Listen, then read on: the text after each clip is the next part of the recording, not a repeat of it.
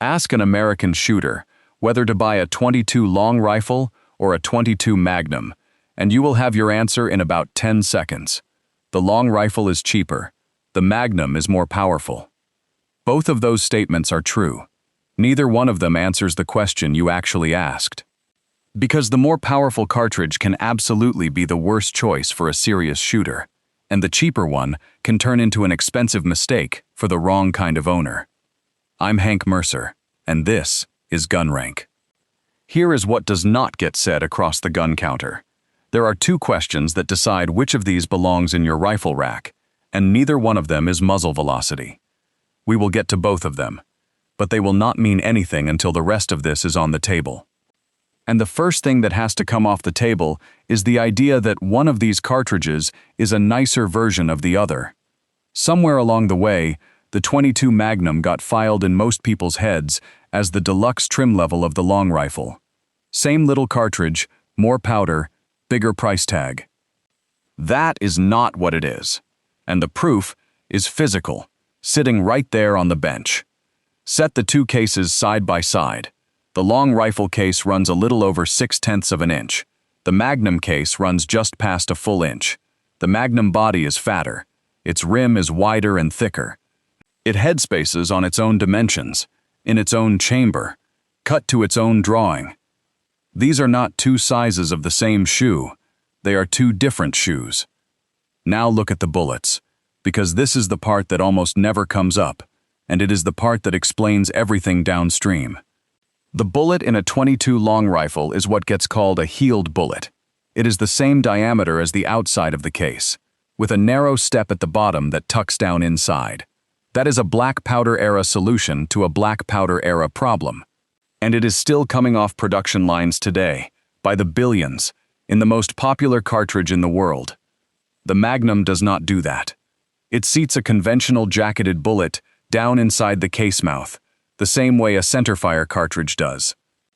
Which is exactly why the Magnum can carry jacketed hollow points, full metal jackets and polymer tips, and why the long rifle has spent most of its life as soft lead wearing a coat of wax or a thin plating. That is not a quality gap. That is architecture. And now, the part that reorders the whole picture. Both of these cartridges are held to the same published maximum average pressure, 24,000 pounds per square inch. Same sealing. The Magnum is not running hot while the long rifle idles. So let's retire a claim right here, out loud, because it gets repeated constantly. The Magnum is just a .22 with more pressure behind it is not correct. What the Magnum has is more room, not a higher red line. It is a bigger fuel tank running the same limit. That is a completely different engineering story, and it changes what you should expect from the cartridge. They are not even from the same America. The long rifle was put together in 1887 by the Stevens Company, taking the case of the older .22 long and topping it with a 40-grain bullet. That is a cartridge born into a country still moving on horseback. The Magnum showed up in 1959, stretched out of Winchester's older .22 Winchester Rimfire case. 72 years later. Different century, different problem, different customer. And if you want the cleanest proof that these two are not close relatives, look at a Ruger single-6 convertible. To shoot both cartridges, that revolver ships with 2 cylinders. Not an adapter, not a bushing, a second cylinder. Ruger had to build half the gun twice. The Magnum is not the deluxe trim on the long rifle. It is a different answer to a different problem. And because somebody always asks, no, these do not swap. A Magnum will not chamber in a long rifle gun, and putting long rifle ammunition into a Magnum chamber is a hazard, not a shortcut. Shoot what the barrel is stamped for, every time. So that is the hardware. Here is the part that actually decides whether you are happy with this rifle 3 years from now. And it is a measurement that almost no comparison ever takes. Everybody asks which cartridge delivers more energy. Almost nobody asks which cartridge changes how often the rifle comes out of the safe. Call it trigger economics. Here is a snapshot, and treat it as exactly that. As of the middle of this year, bulk long rifle has been running somewhere around 7 or 8 cents a round. and Magnum has been sitting in the neighborhood of 20 to 25 cents. Roughly 3 times the money to pull the same trigger. Those numbers will move. Check them yourself before you plan around them. The ratio is the point, not the digits. So picture 2 men with identical rifles in every way except chambering, and the same $200 set aside for ammunition this year. The long rifle owner is looking at somewhere around 2,500 rounds. The Magnum owner is looking at something closer to 800. But that is not the interesting part.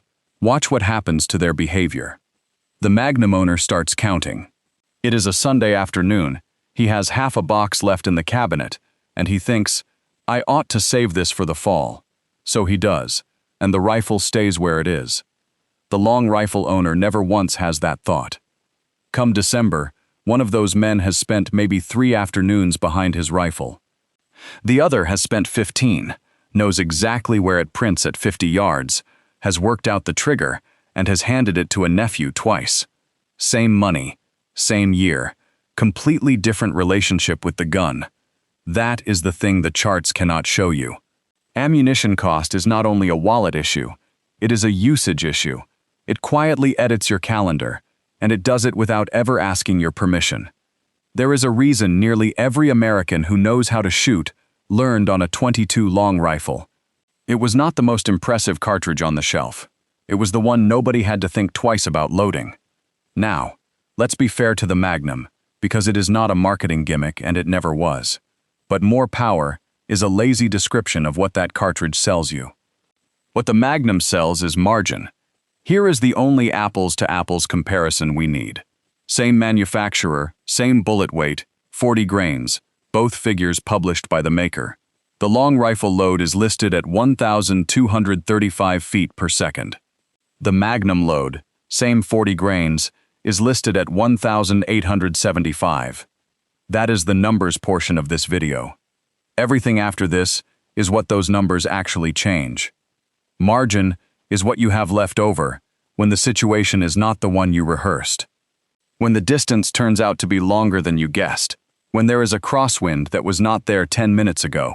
When the shot presents itself at the far edge of what you planned for instead of the near edge.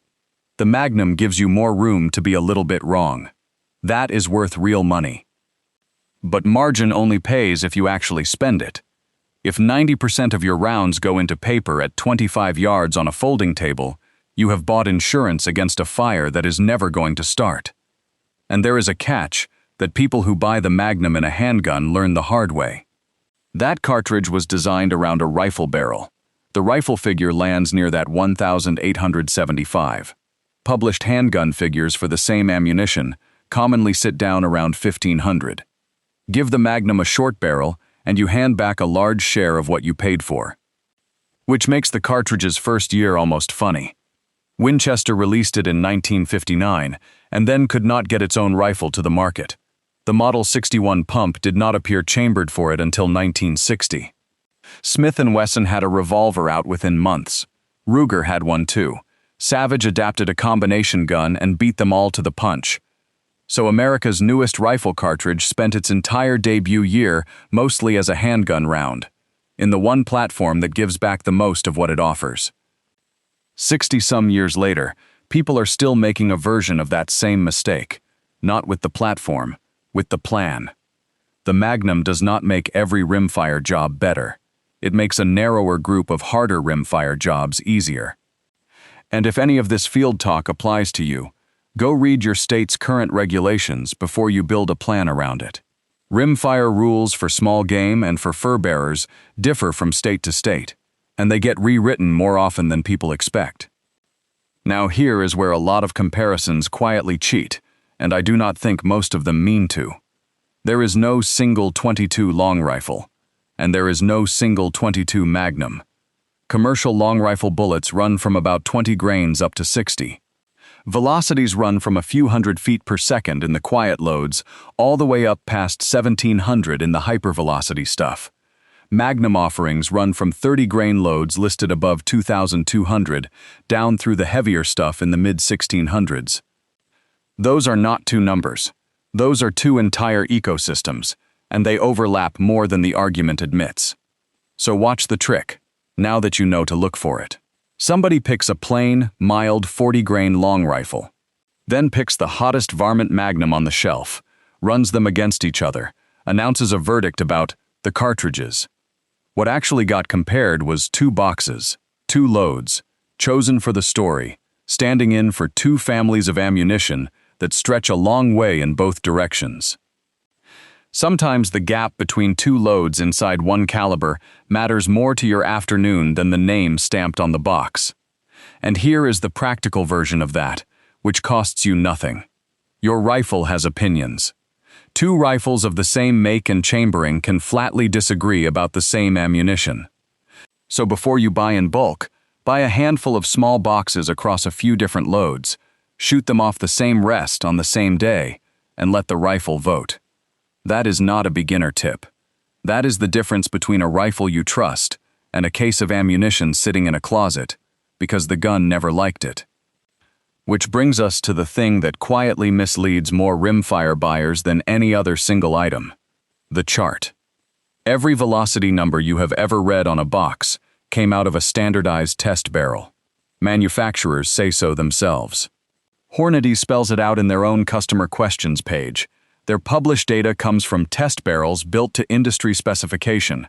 Most rifle test barrels are 24 inches, and because of variation in individual chambers and barrels, your velocity may come out faster or slower than what is printed. Nobody is hiding that. It is in plain language, from the people who make the ammunition. It just does not survive the trip into an internet argument. Rimfire feels this harder than most. Put that cartridge in a 16-inch carbine, or a lever gun, or a revolver, and the number on the box becomes a rough guide rather than a promise. And the Magnum, carrying more propellant to burn, generally has more to give back than the long rifle when the barrel gets short. Even the standards body builds in extra room for it. The Rimfire standard notes that higher than normal variation shows up with the .22 Magnum and assigns it a wider statistical allowance than its neighbors. A ballistic table is not wrong. It is answering a laboratory question, and answering it honestly. You are asking a Saturday morning question, and those are not the same question. Between the paper advantage and the real-world advantage sit 6 things. Which specific load you actually end up buying, which firearm you actually own, the distance you actually shoot at, how often you actually go, what it costs you every time you pull the trigger, and the job you actually need done. Change any one of those, and the winner changes with it. Which leads to the most overlooked question in this entire argument, and it is the one that feels most like GunRank. People recommend cartridges as though the rifle is going to live alone. It is not. It is going into a safe with other guns in it. So say you already own a centerfire hunting rifle, something that handles the bigger work, the longer work, the seasons that matter most to you. Now ask what a .22 Magnum adds to that battery. Honestly, it shades into territory the centerfire already covers. From underneath, it overlaps. Meanwhile, the thing your safe genuinely does not have is a cartridge you can shoot 500 times in a summer without flinching at the receipt. In that battery, the long rifle is not the lesser choice. It is the missing one.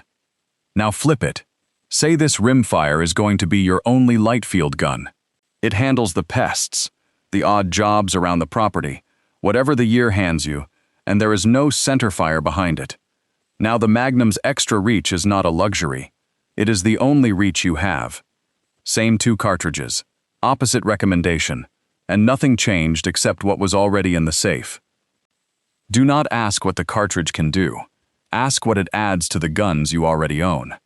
That, by the way, is exactly why the Magnum has been called an in-between cartridge for 60-odd years and still sells like it does. It gets squeezed from below by cheap long rifle and from above by small centerfire. For the man who owns both of those, it is redundant. For the man who owns neither, it is perfect. Both of those men have been arguing on the internet for 2 decades, and both of them are right. So let's talk about the 2 ways people lose money here, because they are mirror images. The first mistake is buying capability you almost never use. The thinking sounds responsible. Better to have more and not need it. So the Magnum goes home. And then 90% of what that rifle actually does is paper, cans, and teaching a kid which end is which. The cost of that mistake is not just pricier ammunition, it is that the rifle gets used less, which means the owner shoots less, knows the gun less well, and gets less out of every dollar he did spend. He bought margin and paid for it in repetitions. The second mistake runs the other direction, buying economy and then expecting capability. This is the man who loves the price of long rifle, buys accordingly, and then spends the next 3 seasons quietly asking that cartridge to behave like something it was never built to be. Every year there are a couple of situations it was not the right tool for, and every year he tells himself the next load will fix it. Overbuying wastes money, underbuying wastes capability, and the truly expensive mistake is neither one of those. It is buying the wrong roll. Which brings us back to the 2 questions I promised you at the top. Neither one is muzzle velocity. Neither one requires a chart. Question 1. What is going to consume most of your ammunition? Not what you imagine on the drive home from the shop. What actually happens? If the honest answer is practice, informal targets, teaching family members, frequent inexpensive shooting, a rifle that lives in the truck and gets used because it is easy to feed, then the advantage leans hard toward the long rifle, and it is not close. If the honest answer is that most of your rounds go into demanding rimfire fieldwork, at distances and in conditions where that extra margin is doing real labor, then the Magnum starts justifying its premium.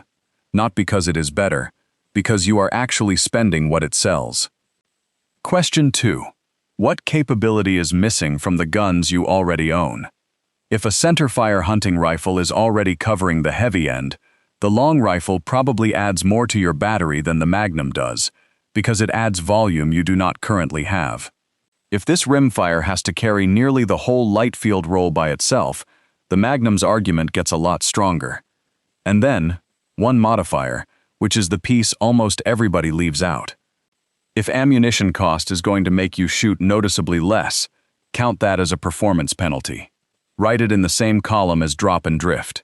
A rifle you ration is a rifle operating below its own specification, and no chart on earth will show you that. Now, those 2 questions are simple to say and slightly harder to answer honestly about yourself. So we built the tool. It is called the 22 Rimfire Decision Card. It is free, and the link is in the description. 4 pages.